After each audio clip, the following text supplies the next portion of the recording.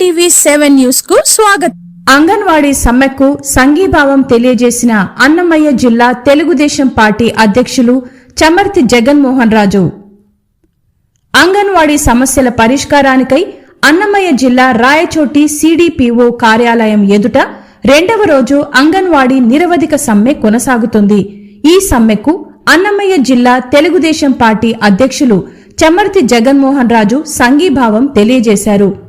తమ పోరాటానికి సంఘీభావం తెలియజేసిన చమర్తి జగన్మోహన్ రాజుకు అంగన్వాడీ యూనియన్ నాయకురాళ్లు, అంగన్వాడీ వర్కర్స్, హెల్పర్లు కృతజ్ఞతలు తెలియజేశారు. నెల నెల వేతనాలు అందకపోవడంతో పాటు కూరగాయలు, గ్యాస్ బిల్లులు, అద్దె రెంట్లు చెల్లించలేక మేము అనేక ఇబ్బందులు పడుతున్నామని వారి ఎదుట వారి ఆవేదనను వ్యక్తం చేశారు. చాలీచాలని జీతాలతో అనవసరమైన యాపులు తీసుకువచ్చి అంగన్వాడీపై అధిక ఒత్తిడి తీసుకువచ్చారని వాపోయారు. తెలుగుదేశం పార్టీ అయినా అధికారంలోకి వస్తే తమ డిమాండ్లను నెరవేర్చాలని జగన్మోహన్ రాజును కోరారు. తమ ప్రభుత్వం అధికారంలోకి రాగానే అంగన్వాడీ సమస్యలు పరిష్కరించేందుకు కృషి చేస్తామన్నారు.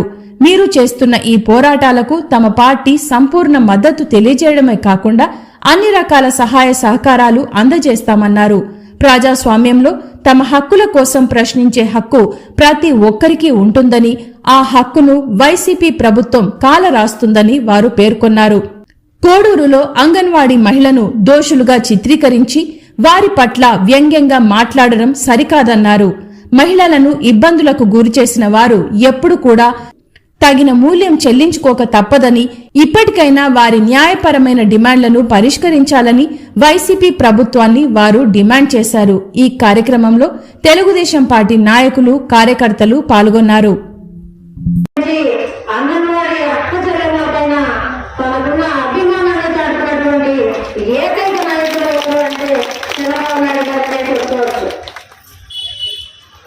మంచిగానే ఉంటుంది.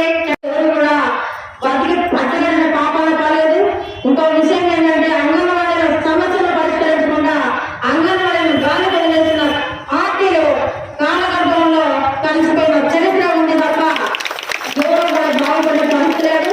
అందుకనే జగన్మోహన్ రెడ్డి గారు ఒక్కడే చెప్పదలుచుకున్నా, మీరు చాలా తొందరగా మా రాష్ట్ర నాయకులను పిలిపించి మా సమస్యలు పరిష్కారానికి చర్చించి మా సమస్యలు పరిష్కరిస్తే సరాసరి, లేకపోతే రాబోయే 3 నెలల్లో మీకు జన్మగీతం పాడడం ఖాయమని కూడా ఈ సందర్భంగా జగన్మోహన్ రెడ్డి గారు తెలియజేస్తున్నా.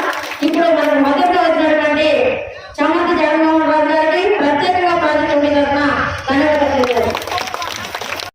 మీ డిమాండ్ అన్నింటినీ కూడా మా నాయకుడు చంద్రబాబు నాయుడు గారికి, లోకేష్ బాబు గారి దృష్టికి తీసుకెళ్లి మేనిఫెస్టోలో మీ డిమాండ్లకు సంబంధించి స్పష్టమైన హామీ వచ్చే విధంగా కృషి చేసేదానికి మేము ప్రయత్నం చేస్తాం.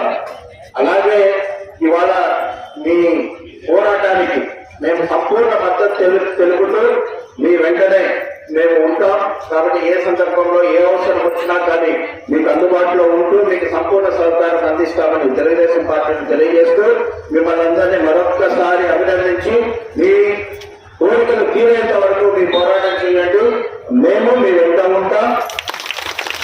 లేకపోతే మా ప్రభుత్వం రాగానే న్యాయమైనటువంటి మీ సమస్యలకు పరిష్కారం లభించే విధంగా చేసేటటువంటి బాధ్యతని తెలుగుదేశం పార్టీ తరఫున, మా నాయకుల తరఫున మేము తీసుకుంటాం.